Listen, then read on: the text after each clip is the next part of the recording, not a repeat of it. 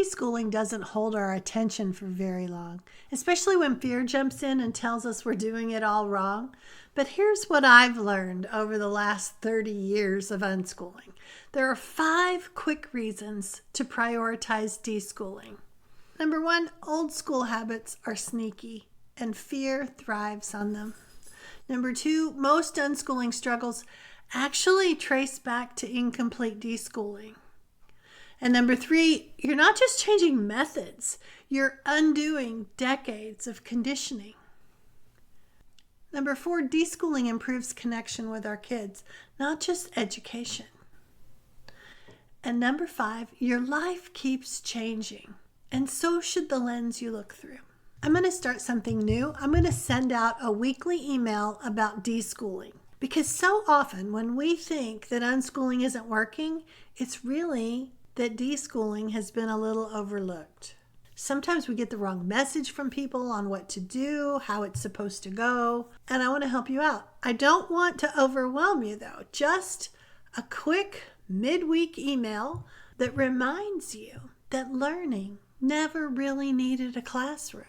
So I'll put the link in the show notes, and you make sure you get on my email list so that we can connect this way and I can give you the help that you really need so you can be successful at this.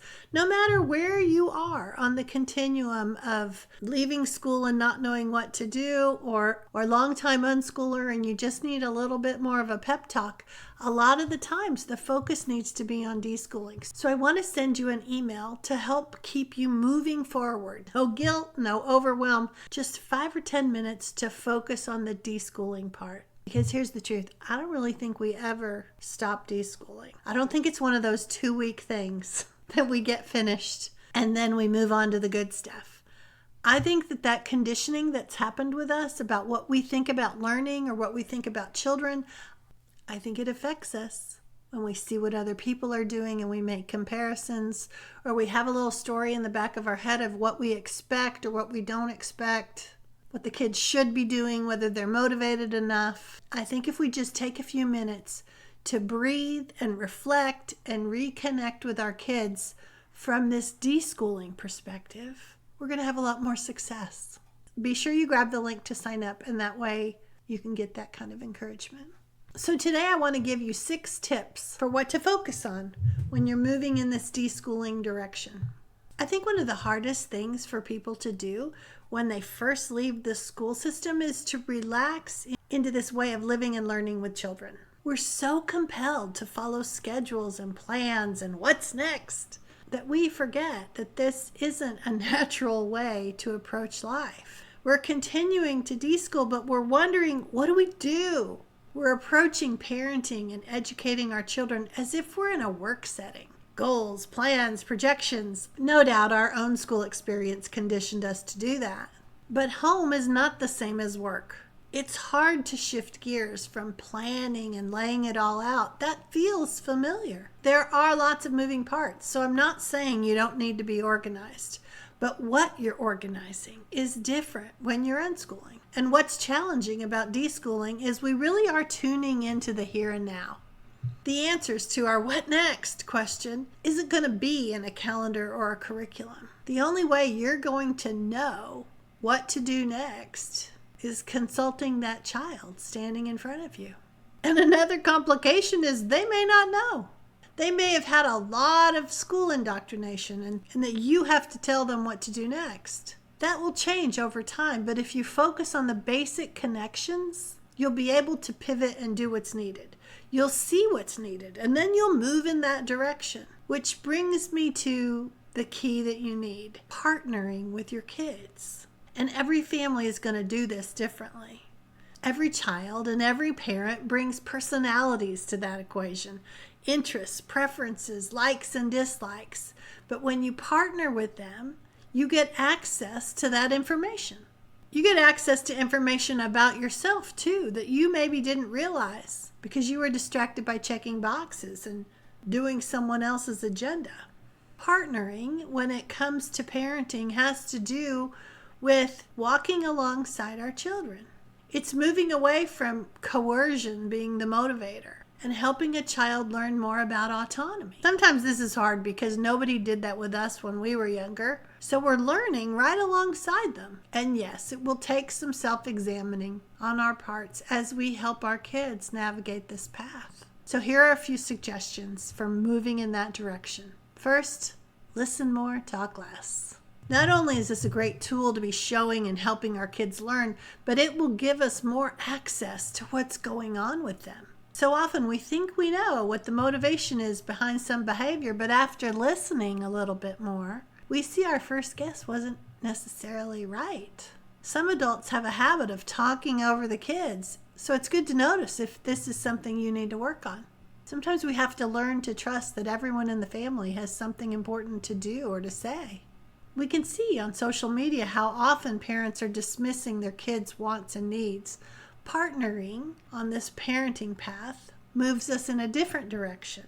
And maybe it's new that we're beginning to recognize that the children in our family deserve to have their wants and needs valued too.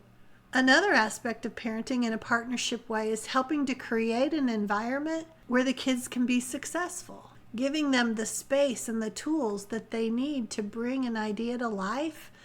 Most of us learn the opposite of this as children, but this might be a good exercise for some of you. See what it's like to give your kids the last word in an argument. Because this is really the bottom line. They love us and we love them. And all any of us really want is to have the people that love us most value our interests and listen to us when we talk. So another thing to do is to play more. Do you need more games? More cards, more dice, more fun apps, chalk or paint, or tools to build? Just the other day, my grandson was making something huge. This thing out of tape and paper and Post-it notes and all of my daughter's Girl Scout badges that he had found in the back drawer. I think the point was turning it into some kite thing with a fan that he found in the closet. I think there was a Minecraft connection too. I'm not sure. I don't really know what the point was. But we played with all these materials for a couple of hours. And yes, there are little pieces all over my bedroom floor. And I may never know what he learned from that. But that's not the important part. Playing, taking an idea and moving it to reality. It doesn't always have to be board games. It can be forts out of cushions in the living room.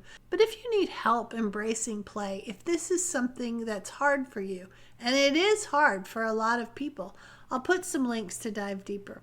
And over in my membership, we have a lot of links about learning how to play with our kids again. Educational research supports the idea that playing more is the right path to take to help kids learn. Next, enjoy your time with them. So often kids want time with their parents when they're not being instructed or hurried. This may be a whole new way of approaching daily life with them. You might be surprised how much easier it is to enjoy the experience when you've dropped a lot of unnecessary expectations. So don't be in such a rush that you skip past simply enjoying each other's company. It can be as simple as a wink from across the room or snuggling next to them when they're on the couch for a couple minutes, taking them out for a dipped cone at Dairy Queen. Whatever helps them see that you enjoy their company, that you like spending time with them. Maybe it means saying something like, "Tell me more about that." Or instead of going to the kitchen to start dinner or going to move the laundry, having that little 5-minute interaction will be worth so much more because your kid will feel their ideas are valued. We resist, I think, because we think it's going to take a ton of time and we just don't have time, and they don't really need that. They probably don't even want a ton of time from us. Just 5 minutes. So set up your home for success. That's another thing to consider as we're deschooling. How can you make their world sparkle a little more? Literally and figuratively. What would make their eyes light up? What would be so fun? Putting up a tent in the living room? Grabbing safari gear and putting on Jurassic Park music? Or the movie? Or Jumanji? I ordered a neon sign for my grandson's bedroom that was blue and green Among Us. He's going to be so excited. I think when I first started this unschooling journey, I thought I'd sparkle up the subjects so they'd be more fun. And that's not really what I mean. It's sparkling up whatever brings joy. It has zero to do with academics. So don't go in that direction. More joy means more connection. More connection means more information so that you can know how to add more resources and sparkle up their lives, because the goal is really a full, rich life. Learning will be the byproduct of that. It's inevitable. And each of us gets to determine how we interpret what a full, rich life is, including our kids. What would they consider wonderful? So what do they enjoy? You may have to spend a lot of time observing to figure out their preferences. They may not know what to suggest if you ask them to tell you. But these clues you'll get from observing them will help you know more about them. You could brainstorm with them about activities they could do if they're bored. Wander around the house with them to help them see what their options are. When we first brought Michael home from school, we didn't really know what to do with his time. He was so used to someone else, me primarily, managing his time for him. So we went around room by room with a clipboard to see what's something fun that he could do in his bedroom or in the living room or in the kitchen or in the backyard or the garage. And I'm not saying parents have to entertain their kids all day long, but they can help them get started. Help them find things that they may be overlooking or didn't even realize they could do without you. Help them see all their choices. That will be really empowering for them. So how about brainstorming about what the family can do together? Do you need a game night or a movie marathon? Maybe Friday nights are good for Mario Kart. Or maybe they want to play gorilla tag and have you watch what they're doing on the iPad.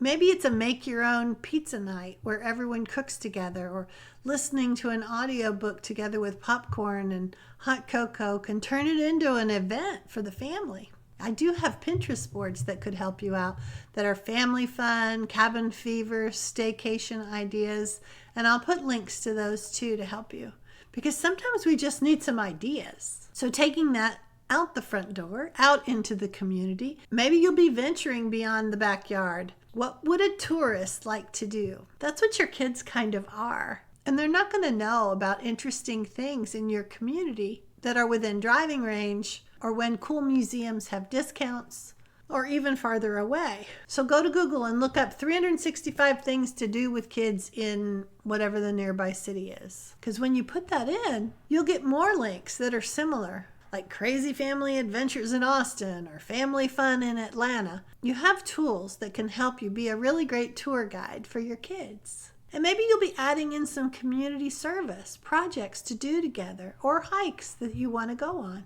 So if you're in the membership group, you have access to a whole bunch of PDFs to help you do this. But I also have a brainstorming guide that's available for sale if anybody just wants to grab something to begin to shift your focus from a more school approach to what could we be doing out in the community. It has prompt ideas and places to write down your kids' suggestions and suggestions from me, and you can build it out and see what can we do this month. Because that's what happens a lot in deschooling. We think, okay, we're not going to do the schooly stuff. What are we going to do? Brainstorming is your next step. So I have a lot of ideas at the website to help you with deschooling. You can get on my email list so I can start giving you just a little once a week to help you along the way. Thanks for listening to the podcast. Be sure you subscribe or follow at whatever platform you're listening to. And I'll see you again next week. Happy unschooling.